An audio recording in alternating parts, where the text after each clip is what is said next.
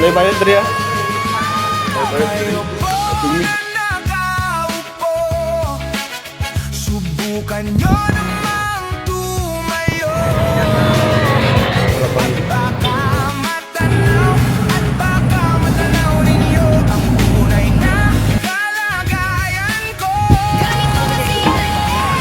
Tao, nandiyan po ba kayo sa loob ng aking bahay at malawak na pakunan, mataas na pader, pinapaligiran, papilong mga mamahalin sa sakyan, mga bantay na laging bulong ng bulong, wala namang kasal pero marami ang nakabarong.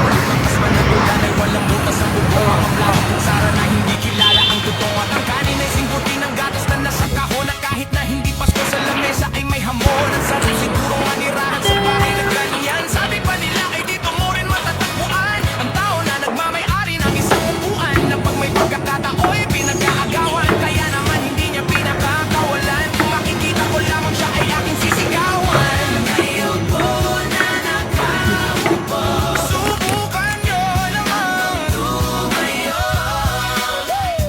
at baka matanaw ninyo ang tunay na kalagayan ko.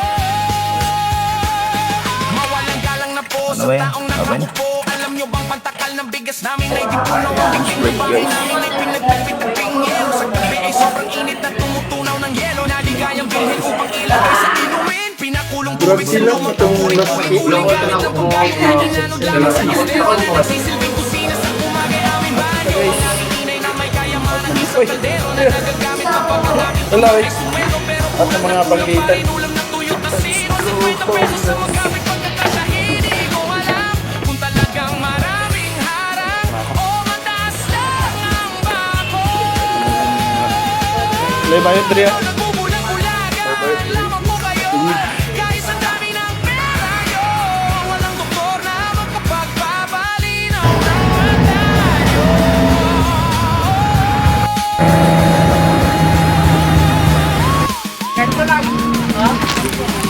25 cents. Masyadong halata. Ano pa palang ganito? Bato-bato sa langit. Dito na tayo sa bawah. Dapat na tayo. Hey, Dobby.